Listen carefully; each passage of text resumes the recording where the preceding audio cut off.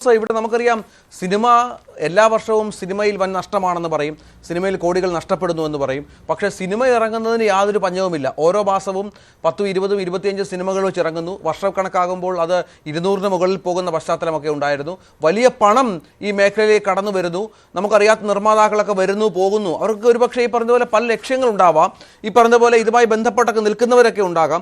അപ്പോൾ അത്തരത്തിൽ സമഗ്രമായ ഒരു കണ്ണും ഒരു വിലയിരുത്തലുമൊക്കെ ഫെഫ്ക പോലുള്ള സംഘടനകളുടെ ഭാഗത്ത് നിന്ന് ഈ പറഞ്ഞ സിനിമ ഇൻഡസ്ട്രിയിൽ ഉണ്ടാവണം. എന്തിനാണ് ഇവരൊക്കെ വരുന്നതെന്നും എന്തിനാണ് 1-2 സിനിമ എടുത്ത് മടങ്ങുന്നതെന്നും ഒക്കെ അന്വേഷിക്കാൻ ഈ പറഞ്ഞ പോലെ ഈ കാര്യങ്ങളെല്ലാം ചേർന്ന് നിൽക്കുന്നതാണ്. ഈ ഡ്രഗ് കാർട്ടൽ എന്ന് പറയുന്നത് നമ്മൾ ഈ സിനിമ എമ്പുരാനായിട്ടൊക്കെ ബന്ധപ്പെട്ട് ചർച്ച ചെയ്യുന്നുവെങ്കിൽ പോലും അത് എല്ലാ മേഖലയിലും വ്യാപിച്ചിട്ടുണ്ട്. അത് സിനിമയിൽ വല്ലാതെ വന്നിട്ടുണ്ട് എന്നുള്ള യാഥാർത്ഥ്യം മനസ്സിലാക്കിയുള്ള പ്രവർത്തനമല്ലേ വേണ്ടത് ശരിക്കും?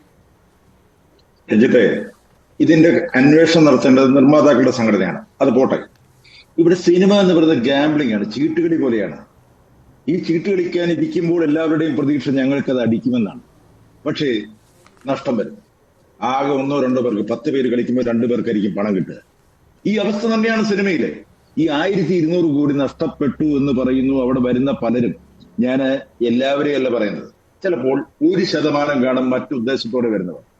ബാക്കി 99% പേരും ഇത് പണം ഉണ്ടാക്കാനുള്ള ഒരു ബിസിനസ് ആയിട്ട് തന്നെയാണ് വരുന്നത് എന്നാണ് എന്റെ വിശ്വാസം. സിനിമയിൽ ഞങ്ങൾക്ക് ഇത്രയും കാലമായി പ്രവർത്തിച്ചിട്ടും സിനിമ മറ്റൊരു ഉദ്ദേശത്തോടെ പണം മുടക്കാൻ വരുന്നവരുണ്ട് എന്ന് ഞങ്ങൾക്ക് ബോധ്യപ്പെട്ടിട്ടില്ല.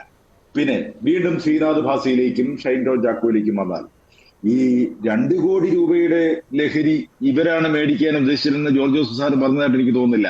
അവരും അതിലുണ്ടായിരുന്നു. ചാറ്റിൽ അവരുടെ പേരുകൾ ഉണ്ടായിരുന്നു, അല്ലെ അവരുടെ ചാറ്റ് തെളിവായി കിട്ടിയിട്ടുണ്ട്. അവർക്കും ഇതിലൊരു പങ്ക് കൊടുത്തു കാണാം. ഇവർക്ക് വേണ്ടി മാത്രമായിരിക്കില്ല അവർ വന്നിരിക്കുന്നത്. അത് പോട്ടെ, ഞാൻ നേരത്തെ രാഹുൽ ഈശ്വർ പറഞ്ഞ ഒരു കാര്യത്തിലേക്കാണ് വരുന്നത്. ഇതിന്റെ ഒരു അഡിക്ഷൻ ഉണ്ട്. ഈ മദ്യത്തിന് ഒരു അഡിക്ഷൻ ഉണ്ടെന്ന് എല്ലാവർക്കും അറിയാം. ഏത് കാര്യത്തിനും ലഹരി അതിന്റെ ഒരു അഡിക്ഷനിൽ പെട്ടുപോയാൽ അവർക്കത് ഉപയോഗിക്കാതിരിക്കാൻ കഴിയുന്നില്ല. നേരത്തെ പറഞ്ഞല്ലോ, ഇവരെ പിടിച്ച് അകത്തിടണമെന്ന് പറഞ്ഞല്ലോ, 6 മാസം കാപ്പ കേസിൽപ്പെടുത്തി പുറത്താക്കണമെന്ന് പറഞ്ഞല്ലോ. അതിനേക്കാൾ ഉപരി എനിക്ക് തോന്നുന്നത് ഇവരെ ഡി അഡിക്ഷൻ സെന്ററിലാക്കണമെന്നാണ് എനിക്ക് തോന്നുന്നത്. ഈ ഷൈൻ ടോം ചാക്കോയിൽ ശ്രീനാഥ് ഭാസിയും ഡി അഡിക്ഷൻ സെന്ററിലാക്കണം. ശ്രീനാഥ് ഭാസിയുടെ ഒരു കാര്യം പറയുമ്പോൾ ഒരു ഷൂട്ടിംഗ് ലൊക്കേഷനിൽ നിന്ന് അകാരണമായി പോവുകയും പിന്നെ വരാതിരിക്കുകയും ചെയ്തു. ഞങ്ങളുടെ സംഘടനയുമായി ബന്ധപ്പെട്ട ഒരാള് അയാളുടെ വീട്ടിൽ ചെന്നപ്പോൾ ആ പേരൻസ് സങ്കടപ്പെടുകയാണ്, അയാളുടെ മാതാപിതാക്കൾ. പിന്നീട് അവനെ ലൊക്കേഷനിലേക്ക് കൊണ്ടുവന്ന മാതാപിതാക്കളുടെ സാന്നിധ്യത്തിലാണ്. 3-4 ദിവസം ആ മാതാപിതാക്കൾ അവനോടൊപ്പം ഉണ്ടായിരുന്നു. അവരും പരിതപിക്കുന്നത് ഈ ചെറുപ്പക്കാരൻ അഡിക്റ്റായി പോയിരിക്കുന്നു. അതിന് ഏറ്റവും നല്ലത് 6 മാസം ജയിലിലിടുന്നതിനേക്കാൾ ഡി അഡിക്ഷൻ സെന്ററിൽ കൊണ്ടുപോകണം. അതിനു വേണ്ട ചികിത്സ കൊടുക്കണം. ഇങ്ങനെയുള്ളവരെ അതാണ് ചെയ്യേണ്ടത്. പിന്നെ ഞാൻ പറഞ്ഞല്ലോ, താരങ്ങളെ മാത്രം പറയുന്നില്ല, കുറെ ടെക്നീഷ്യൻസും ഉണ്ട്, യുവാക്കളായ കുറെ ടെക്നീഷ്യൻസ്. അവരും ഇവർക്ക് സപ്പോർട്ട് ചെയ്ത് കൊടുക്കുന്നുണ്ട്, സംശയമൊന്നുമില്ല. ഇവരെയൊക്കെ ഓരോരുത്തരെയായി കണ്ടെത്തി. ഇപ്പൊ വയനാടൻ എന്ന് പറയുന്ന ഒരു മേക്കപ്പ് ആർട്ടിസ്റ്റിനെ അപ്പോൾ തന്നെ സംഘടനയിൽ നിന്നും സസ്പെൻഡ് ചെയ്തു. ഇനി അവനെ അതിന് ശിക്ഷിച്ചാൽ ഡിസ്മിസ് ചെയ്യും, സംശയമൊന്നുമില്ല. അങ്ങനെയുള്ള ഒരാളും സിനിമയിൽ വേണ്ട എന്നുള്ള ഉറച്ച നിലപാടാണ് ഞങ്ങൾക്ക്.